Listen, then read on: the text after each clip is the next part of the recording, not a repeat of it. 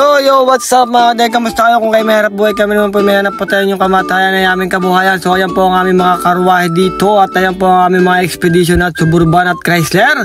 So ayan po, maglilibing po tayo ngayon sa Tanawan, Batangas po, sa Barangay Ulangon ng Tanawan. So shoutout po sa mga kamag-anak namin dyan sa Barangay Ulango. Siyempre gumising ako ng maaga upang linisin po si Mura yung ating pong Chrysler na gagamitin. So ayan, linis na linis so kayo nyo si Kadeds. Siyempre bago tayo umalis, ang una nating natututunan ay maglinis po ng karo bago umalis ho ng garahe. So ayan po ang gagamitin natin pong karwahe, si Pangarap. So ayan po ang driver ko ngayon, ang aking kuya, ang aking utol. So ayan po, hila po namin si Pangarap po hanggang Tanawan, Batangas. So shoutout po kay na Boss Abet, Boss Biz at Boss Tatang. Siyempre nagpagasolina po muna tayo mga kadeyas, baka mamaya haba tayo naglilibing ay tumirek, mayayari tayo nito sa pamilya. At ayun nga po, makaligpas namin ng bayan ng Alaminos ay may nagbanggaan pa. Diyos ko po, malilate pa ata, tumukod. At ayun na, ang ating triple double pogi, ang ating Boss Abet. Walang John, naka shades on. Oo, maganda kayo ng kulay ng buhok para sisew.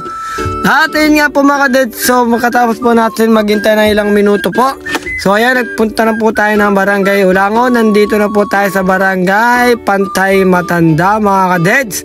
So ayan po, isang diretso yan. Ang kasunod pong barangay nan ay ayan po, welcome to Pantay Bata. Ayan naman po, magkasunod dyan, Pantay Matanda at Pantay Bata. At ayun nga po, pagdating natin dito sa kasunod na barangay, ito na po ang Barangay Ulangon ng Tanawan. So shoutout po sa aming mga kamag-anak dito sa Ulangon. So ayan po, pagdating din po namin ng bahay, diretso na rin po naghakot po. Ayan, sina Boss Abet, sina Boss Tatang at sina Boss B. Siyempre tumulong na rin kami ng kuya ko. Ayan po ating gawain, tumulong po sa mga umarikila sa atin ng karo.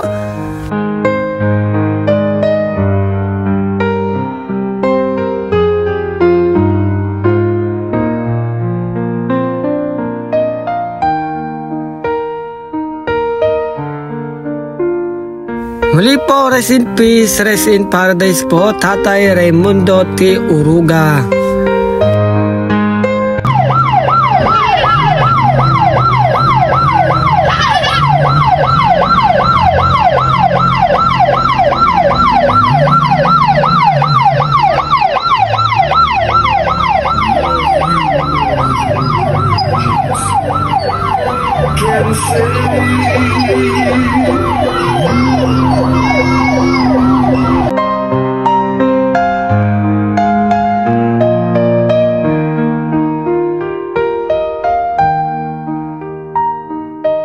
At si Tatay Raimundo po ay bago po natin hatid sa kanyang huling hantungan, siya po ibibigyan po muna ng isang banal na mesa sa simbahan po ng Tanawan, Batangas.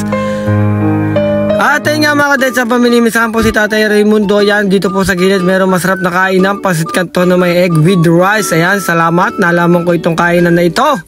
At ayun po, pagbalik po namin sa simbahan, binabasbasan na po si Tatay Raimundo ng kanyang mga mahal sa buhay na naiwan at naulila. Muli po, rest in peace, rest in paradise po, Tatay Raimundo. Huwag niyo po laging pababayaan ang iyong mga mahal sa buhay na naiwan.